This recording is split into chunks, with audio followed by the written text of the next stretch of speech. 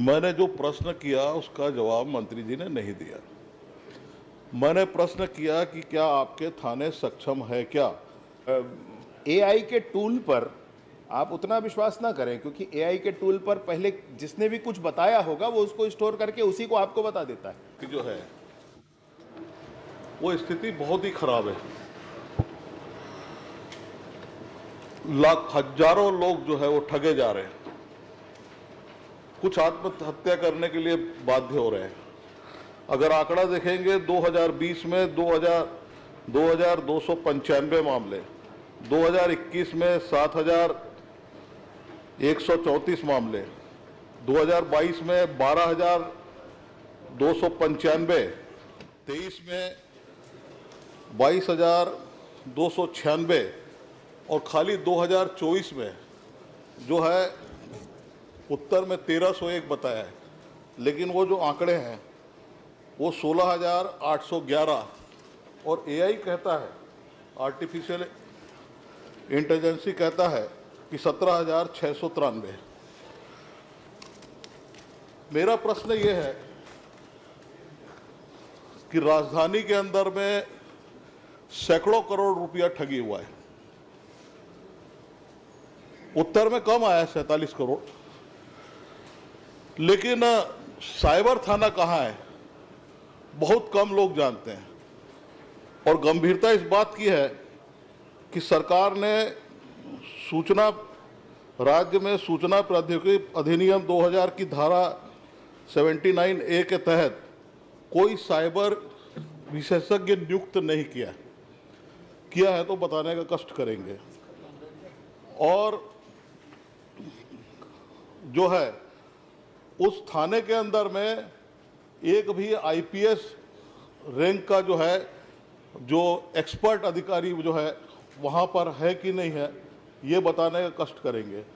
आपने कहा है उत्तर के अंदर में कि छत्तीसगढ़ के हर जिलों के अंदर में हमने साइबर थाने गठित किए हैं और किए हैं, तो उसके अंदर में कितने जो है जिम्मेदार अधिकारी है और ये जो थाने हैं इन थानों के अंदर में क्या ये सक्षम है कि जो विवेचना करके अपराध दर्ज करके वो तत्काल कार्रवाई कर सकते हैं क्या? ये मेरा प्रश्न है।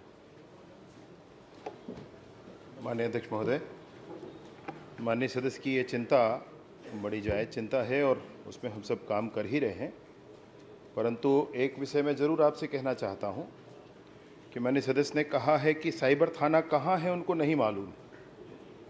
तो मैं बताना भी चाहता हूं माननीय अध्यक्ष महोदय कि माननीय मुख्यमंत्री जी के कर कमलों से दिसंबर 2023 को साइबर भवन पूरा, अभी दिसंबर 2023 में माननीय 24 में माननीय अध्यक्ष महोदय, दिसंबर 2024 में 277 करोड़ रुपए से बना करके उसका उद्घाटन माननीय मुख्यमंत्री जी ने किया। 1 करोड़ 46 लाख रुपए उसमें लाइसेंस और नवीनीकरण आदि के लिए खर्च किए गए, 51 लाख रुपए उसमें आधुनिकीकरण के लिए खर्च किए गए। और ये पूरे प्रदेश का एक साइबर थाना जिसको हम साइबर भवन करके कहते हैं ये है। मैं माननीय सदस्य को अपने साथ लेकर वहाँ जाऊँगा और जितने भी माननीय सदस्य इसमें जाना चाहेंगे मैं सबको निमंत्रित करके एक कार्यक्रम वहाँ जरूर रख लेता हूँ माननीय अध्यक्ष महोदय। एक विषय है। दूसरा, IT एक्ट के अंतर्गत साइबर विशेषज्ञ की बात है, तो साइबर विशेषज्ञ के एम्पेनलमेंट की प्रक्रिया अभी भी हम लोग कर रहे हैं माननीय अध्यक्ष महोदय, वो हम लोग शीघ्र पूरा करेंगे। लेकिन ऐसा नहीं है कि सिर्फ साइबर विशेषज्ञ हो जाएंगे तभी काम आगे बढ़ेगा। इसके अतिरिक्त साइबर कमांडो I4C संस्था नई सरकार, माननीय मोदी जी की सरकार, माननीय अमित शाह जी के गृहमंत्री जी बनने के बाद I4C गठन किया गया और उसमें साइबर कमांडो का कॉन्सेप्ट है माननीय अध्यक्ष महोदय। तो एक IPS और 5 वरिष्ठ अधिकारी, ऐसे 6 लोगों की साइबर 6 महीने की ट्रेनिंग होती है। ये 6 महीने की ट्रेनिंग करके वापस आ गए और अब काम यहाँ पर शुरू करेंगे। अगली बैच जाने के लिए तैयार है माननीय अध्यक्ष महोदय। तो वो स्पेशल जो रिक्रूटमेंट है, जो हमको विशेषज्ञ रखने हैं, उसी स्तर के लोग हमारे पास यहाँ पर हैं। अगली बात एक और आपसे कहना चाहता हूँ कि आपने कहा कि हर जिले में साइबर थाना, ऐसा कहा ही नहीं गया है माननीय अध्यक्ष महोदय। हर जिले में साइबर सेल का गठन जरूर किया गया है। तो साइबर थाना अलग से नहीं है, साइबर सेल का गठन किया गया है। इसमें प्रशिक्षण की प्रक्रियाएं की गई हैं। हमने CDAC से प्रशिक्षण की प्रक्रिया की है माननीय अध्यक्ष महोदय, I4C से प्रशिक्षण की प्रक्रिया,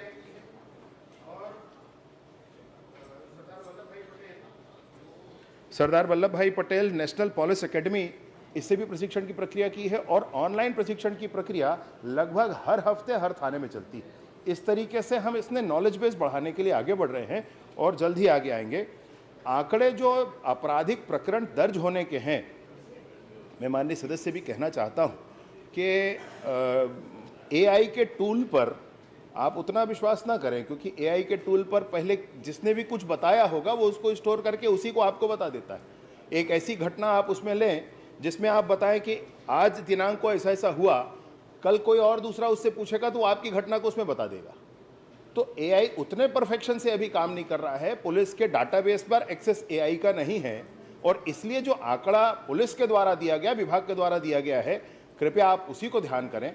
15,000, 16,000 या एआई में 18,000 कह दिया गया, तो एआई पर वैसा विश्वास ना करें। फिर भी मैं जानना चाहूंगा माननीय अध्यक्ष महोदय, माननीय सदस्य, कि एआई का कौन सा टूल यूज करते हैं?